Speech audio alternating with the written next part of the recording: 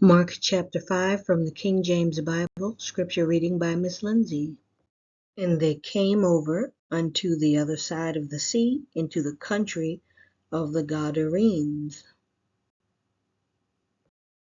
And when he was come out of the ship, immediately there met him out of the tombs a man with an unclean spirit, who had his dwelling among the tombs, and no man could bind him, no, not with chains, because that he had been often bound with fetters and chains, and the chains had been plucked asunder by him, and the fetters broken in pieces, neither could any man tame him. And always, night and day, he was in the mountains and in the tombs, crying and cutting himself with stones. But when he saw Jesus afar off, he ran and worshipped him, and cried with a loud voice, and said, What have I to do with thee, Jesus, thou Son of the Most High God? I adjure thee by God, that thou torment me not. For he said unto him, Come out of the man, thou unclean spirit. And he asked him, What is thy name? And he answered, saying, My name is Legion, for we are many.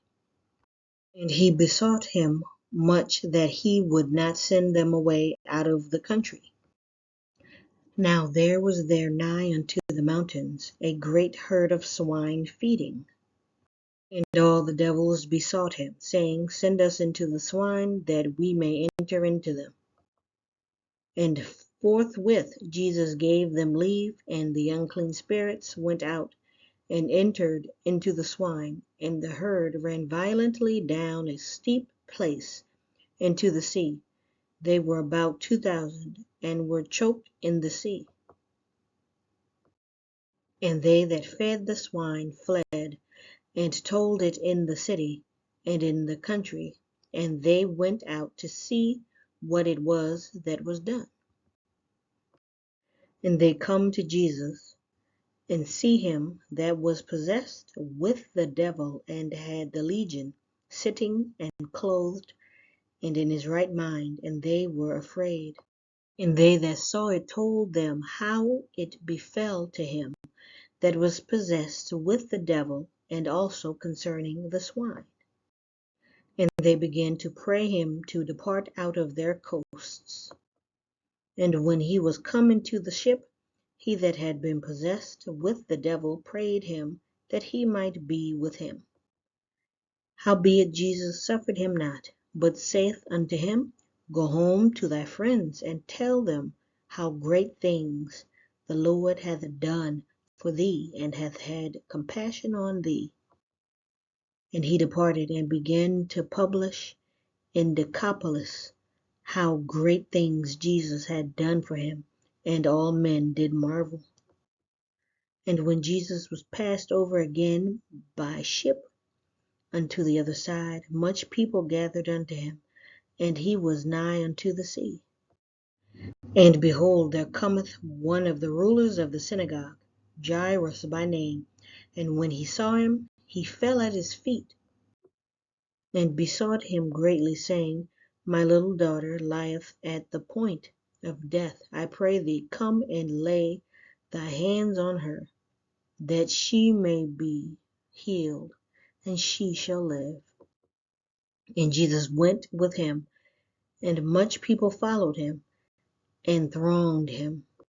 And a certain woman, which had an issue of blood 12 years, and had suffered many things of many physicians, and had spent all that she had, and was nothing bettered, but rather grew worse, when she had heard of Jesus, came in the press behind, and touched his garment. For she said, If I may touch but his clothes, I shall be whole. And straightway the fountain of her blood was dried up, and she felt in her body that she was healed of that plague. And Jesus, immediately knowing in himself that virtue had gone out of him, turned him about in the press, and said, Who touched my clothes? And his disciples said unto him, Thou seest the multitude thronging thee, and sayest thou, Who touched me? And he looked round about to see her that had done this thing. But the woman, fearing and trembling, knowing what was done in her, came and fell down before him, and told him all the truth.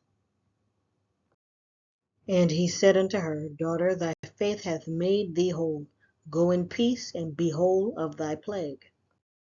While he yet spake, there came from the ruler of the synagogue's house certain which said, Thy daughter is dead, why troublest thou the master any further? As soon as Jesus heard the word that was spoken, he saith unto the ruler of the synagogue, Be not afraid, only believe. And he suffered no man to follow him, save Peter and James and John, the brother of James. And he cometh to the house of the ruler of the synagogue, and seeth the tumult, and them that wept and wailed greatly. And when he was come in, he saith unto them, Why make ye this ado, and weep? The damsel is not dead, but sleepeth. And they laughed him to scorn. But when he had put them all out, he taketh the father and the mother of the damsel, and them that were with him, and entereth in where the damsel was lying. And he took the damsel by the hand, and said unto her, Talitha cumi, which is, being interpreted, Damsel, I say unto thee, arise. And straightway the damsel arose and walked, for she was of the age of 12 years, and they were astonished with a great astonishment. And he charged them straitly that no man should know it, and commanded that something should be given her to eat. Thank you for reading today. Have a great day.